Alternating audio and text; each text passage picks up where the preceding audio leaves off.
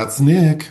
And that's Joseph. And today we're here to talk about By the Stream, the 32nd film directed by Hong Sang-soo, which premiered at the 2024 Locarno Film Festival, where star Kim Min-hee picked up a Best Performance prize because this was in competition.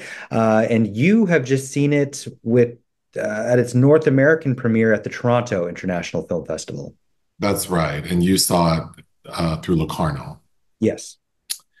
Uh, the director, I'm not familiar with, but he provided a little thank you, introductory video, which was really cute because it wasn't him. It was um, the star of the film, on a snowy day holding a cup of Starbucks, being cute to the camera. But then he wrote an intro saying, "Thank you to everyone. Please enjoy this little short film I made on a snowy day." And, I'm busy because I'm in the middle of making another movie. I don't know this person, but he seems like he's probably a very cute, nice person. The male lead of this film, Kwon. No, no, the director. Oh, the director. Okay. No, who starred in the little short film was the female, Jeonim. Oh, Kim Min-hee. Well, Yeah. there's an interesting backstory about their relationship. So Oh, well, you'll have to share that. But what is so? I mean, so from the person who introduced the film at TIFF, I understand that Hong Sang-soo is a prolific filmmaker. he So, has about two or three films a year. what are some of Hong Sang-soo's more popular films? Well, he won Locarno in 2015 for Right Now, Wrong Then. That's a bigger title. I think that he often is accused of kind of doing the same thing over and over again, and sometimes that seems true. Because his characters, as you've seen in this film, are they can be classified as dry, but it's usually people that are meeting together under interesting circumstances or being reunited. There's usually some older, creepy man that's hitting on younger women, a lot of soju being drunk. Um, but my personal favorites, because I he's actually probably more well traveled outside of South Korea. He's more beloved on the film festival circuit, but he's worked with Isabelle Huppert three times. Oh, Uh, so in another country, I think if you love either that director or the star, that's highly recommended. Earlier this year in Berlin, he reunited with her for a third time for A Traveler's Needs, which I thought was a lot of fun and shot without a script.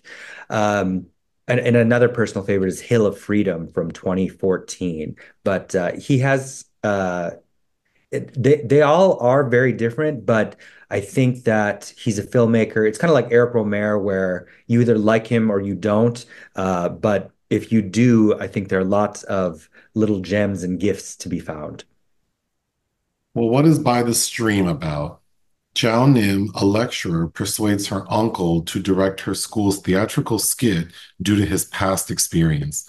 While sketching near a stream, a scandalous incident involving students occurs, implicating Jao Nim and her uncle. That makes it sound way more thrilling than it is. This is not a thriller. This is a very dry, I would say, dramedy. Um, what is your pull quote? There's usually a lot of humor, dry humor in his films, and I think that synopsis is kind of wrong because we don't witness this incident. That's No, we don't. Yeah, that's not the best synopsis.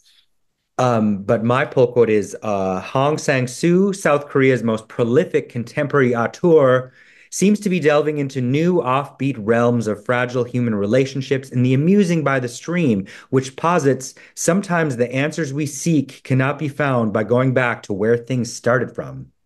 Hmm. Mine.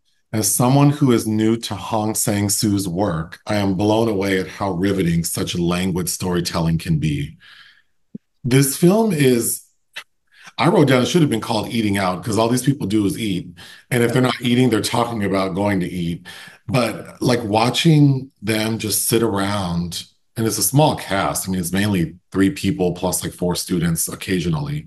Um, just a lot of dialogue that seems like there wasn't necessarily a script as much as an outline, but it feels very real. I mean, it's gripping in the way that if I were sitting at a restaurant and eavesdropping, I could be sucked into what was happening, except that there is like a narrative that we're following.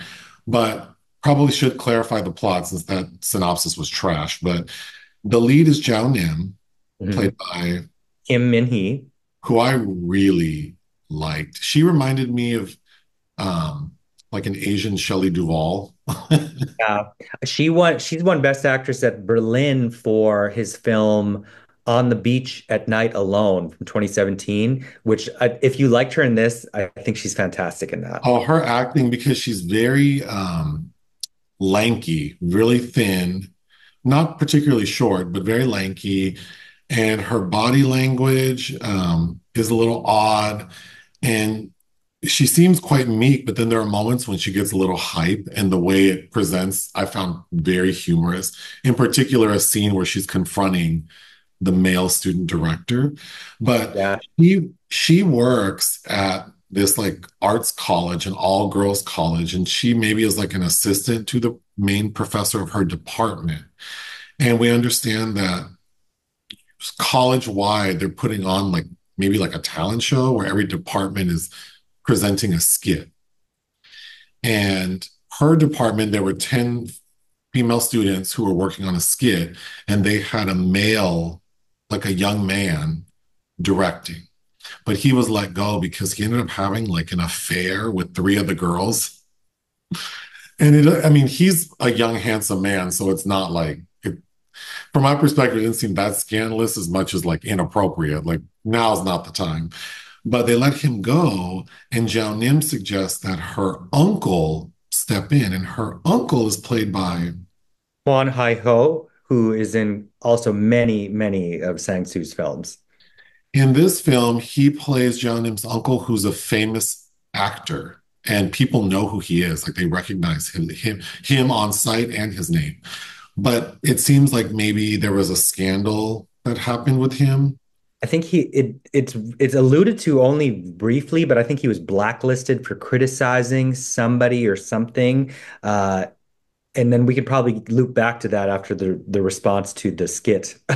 That's That right. So he was blacklisted. So his career has been kind of in the toilet, but he now runs like a bookstore in a town 2 hours away from the college. And he's a bit estranged from his niece, Jeonim, mainly because he stopped talking to her mother, his sister, which we can get to. But she calls him like, "Hey, Unc, I need some help." And he's more than happy to help. And he shows up. He's very kind. He's prepared to do so.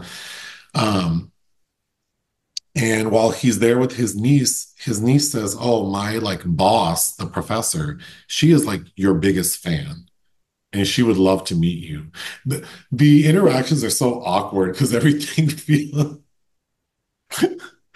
feels like you want to push people like, okay, let's go. But right. she's like, well, we can go see her now. She's up in her office. So they go, and this one, it's such an awkward but very delightful exchange because she's clearly um like starstruck by him. She offers to take him to dinner, and thus begins this movie about dining out. But it's clear that she likes him, and he seems to take a liking to her even more when she reveals that she's basically like a childless cat lady and she has saved $1 million, which I was laughing because 1 million what? Because 1 million Korean dollars is not a lot of money. It's like 750 US dollars. And if it's 1 million US dollars worth, then that's like hundreds of millions. So I kind of want to believe that it is like 1 million Korean dollars and that she really thinks that that's a lot of money. But anyway, it must be a lot of money because then the uncle starts acting like, "Oh, Hmm. well, I mean, if you're looking for love, I mean, it's doable." And so they basically like over the course of like what, like a week, Yeah, they only have a week, I think, to rehearse this skit, so that's the time frame. the the two of them fall in love, and everything culminates in because they put on the skit and it does not go well, which we can get to in a minute, but the president of the college has an issue with it. We never quite learn what the ramifications are of that. We just know that the president's not happy, and then he leaves. But then we find out that he didn't leave; he stayed with the professor. But then on the day he's supposed to go home because he needs to go back to running his bookstore, they get too drunk to drive. So the professor calls Jeonim and says, "Hey, girl, we're too drunk to drive. Can you meet us and drive your uncle home?" She agrees. And so the final scene is them enjoying a meal and talking about the relationship, talking about why her uncle and her mom are estranged. And then the film just ends. There's a big thing that happens that I want to talk about as well. But yeah, it's very the story's layered. So I don't want to say that the narrative is simple, but the presentation is very like easy breezy. Yeah. And that's basically nearly all of his films are kind of have that presentation. And I think that, you said people either like it or they don't. I think I'd be someone, I mean, I really did find this movie very entertaining.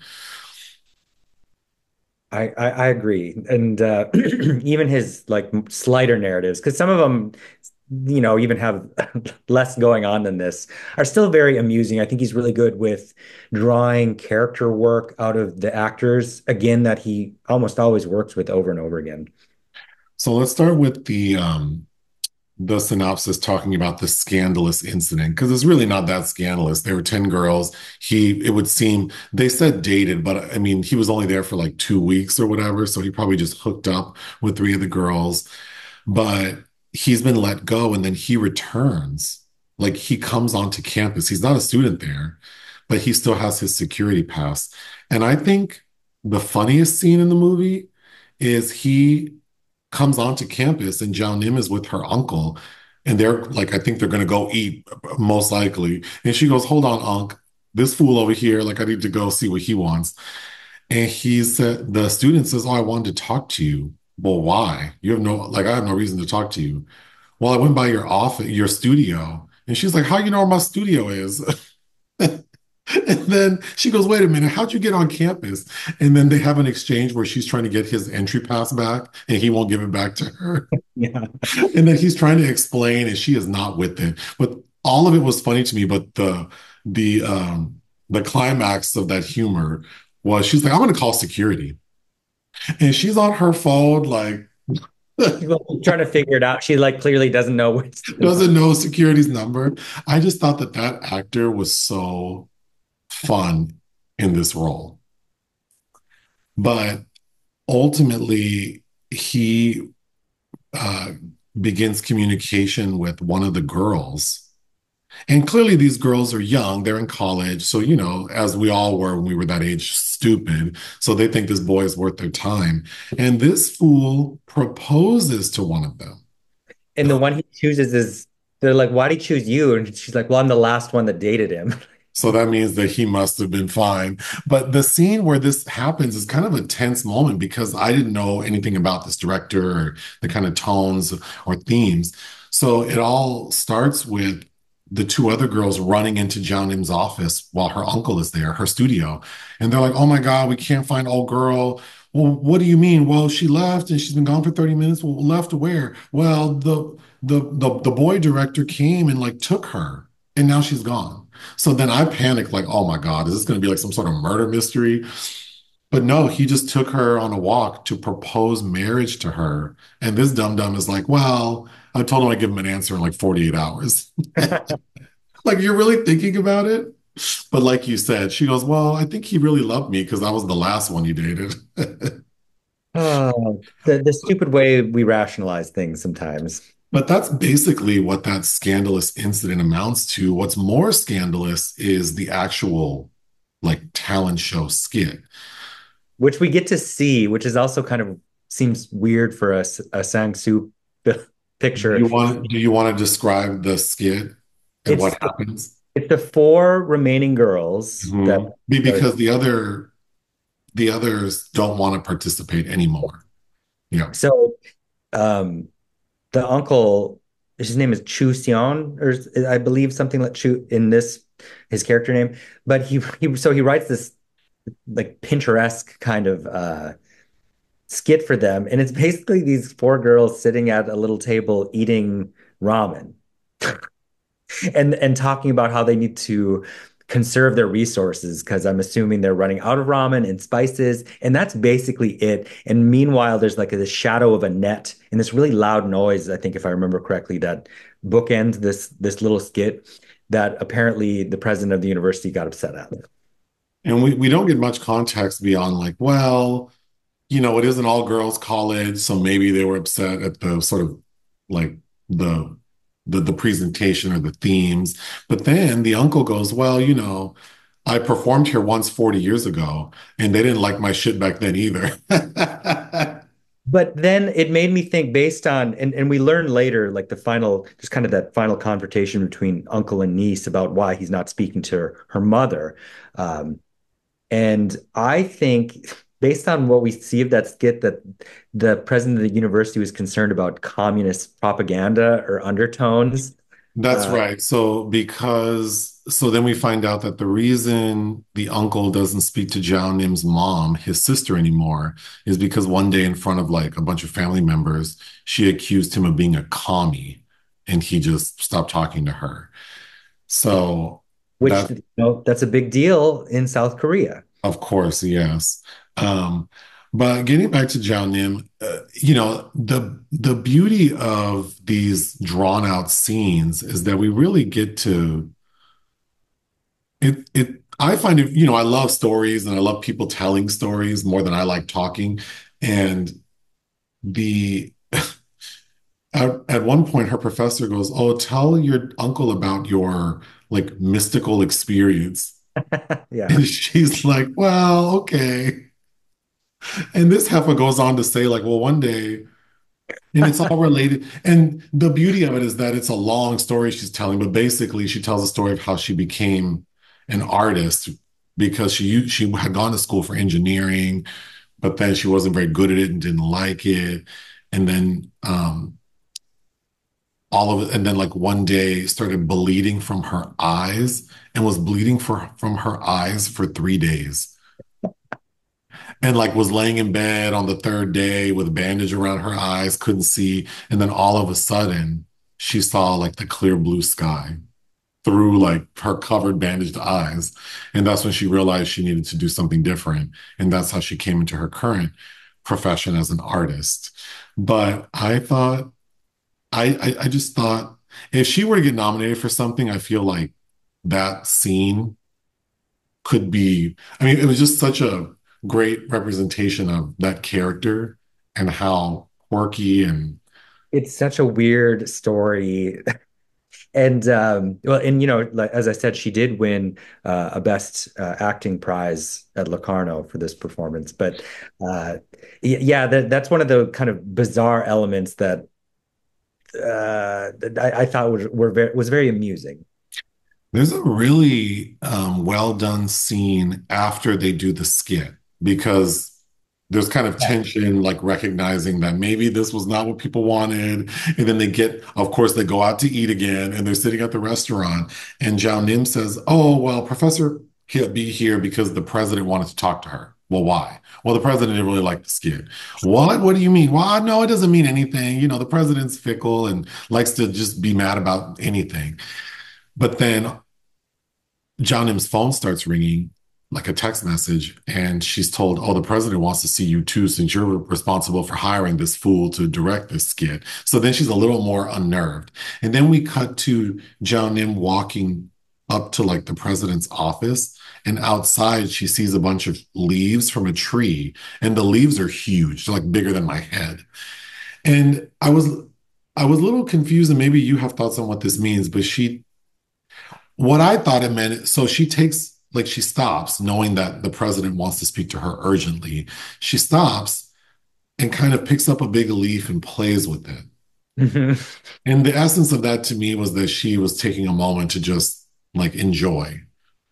Maybe clear her head, and to me that was like letting out a little frustration because she's maybe not going to be able to control what's about to happen.